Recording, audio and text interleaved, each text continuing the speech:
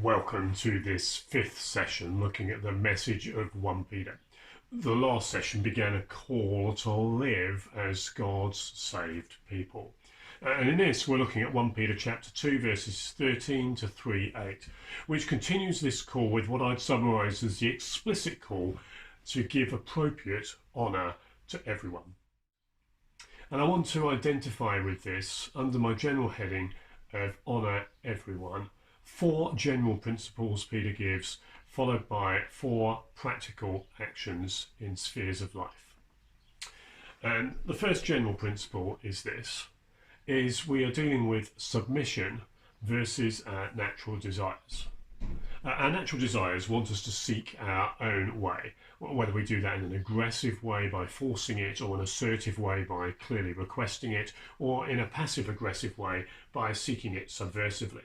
And this is reinforced by our daily messages we receive, such as pursue your heart's desires, or if it feels good, do it, and where dreams come true.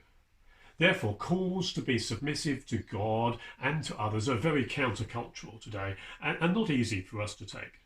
But remember that you are God's chosen people and headed for glory. That means you are strangers in this world and do not need to pursue your own desires. In fact, you are set free from those desires in order to submit to those who are in authority over you. Secondly, under general principles, is God's ordained different authorities. He's created humanity as a community and not just individuals. And to facilitate that, he has provided for authority structures. In a fallen world, a key role of authority is to reward good and to punish what is wrong. Therefore, for God's sake, submit to them. And in doing so, you will show the power of the gospel to the world. Submit means not a grudging obedience because I have to, but an attitude which is inclined to do so because of who they are. Thirdly, honour everybody. You should treat everybody with appropriate honour. This includes honour for those in authority, love for your brothers, believers, and fear for God. This honour applies in every sphere of life, whether in politics, the workplace, the home, or the church. Do this for the sake of Jesus, because it is God's will for you, and it's what he's called you to. Fourth principle is about suffering for doing good. If you suffer for doing wrong, what credit is that to you? But if you suffer unjustly for doing good in any sphere of your life, then remember, Christ set the example in this.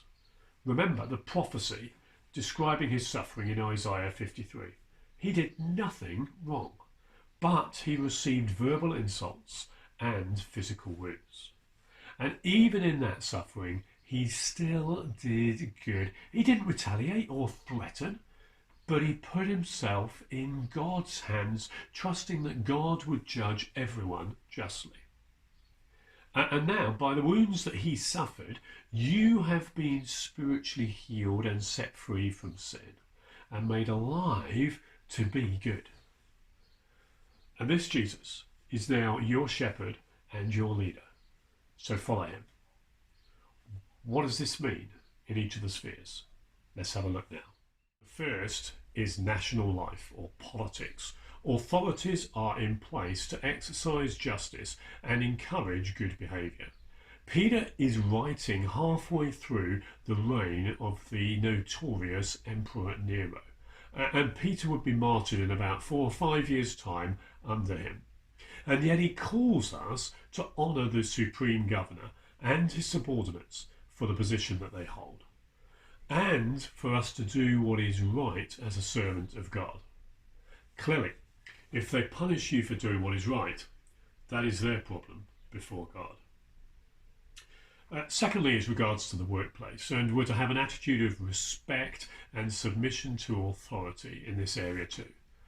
Peter is writing to slaves in verse 18. Now, we may find this language difficult and ask the question of why Peter isn't denouncing slavery.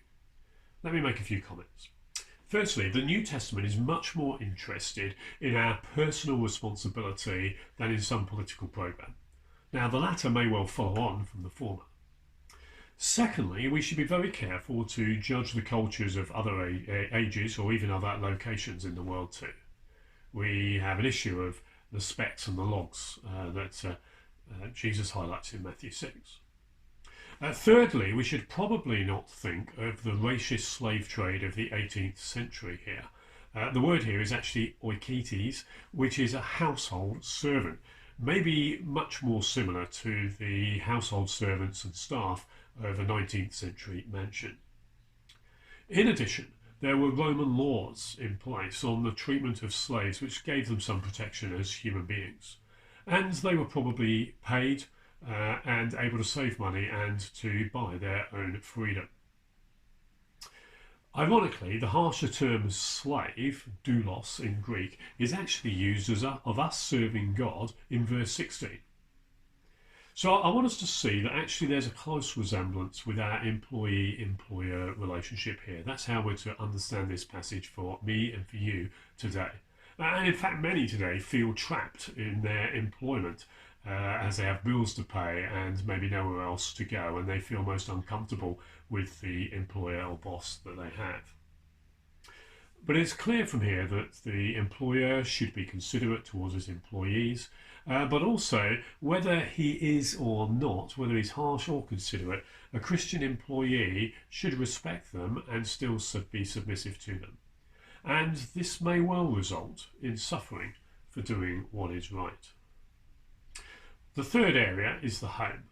And Peter emphasises the common status of both husband and wife before God, but also their different role.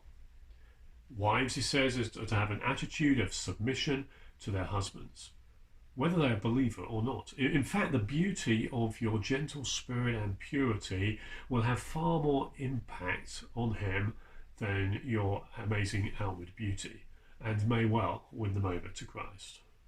And husbands, respect and treat your wife well, recognising that they are heirs just like yourself in Christ, but also that they are not yourself and they have their own limitations. You wouldn't want anything to get in the way of your prayers, would you? And then lastly is the area of the church. We'll look at it a bit more later in Peter, but for now, there is to be a culture of love which is shown in harmony together, in sympathy for one another, in compassion for one another, and humility before one another. Of course, all this is quite different to the world's way, but this is what we're called to as God's people through his grace. And by living this way, you will please God, you will silence criticism, and you'll win people over to Christ.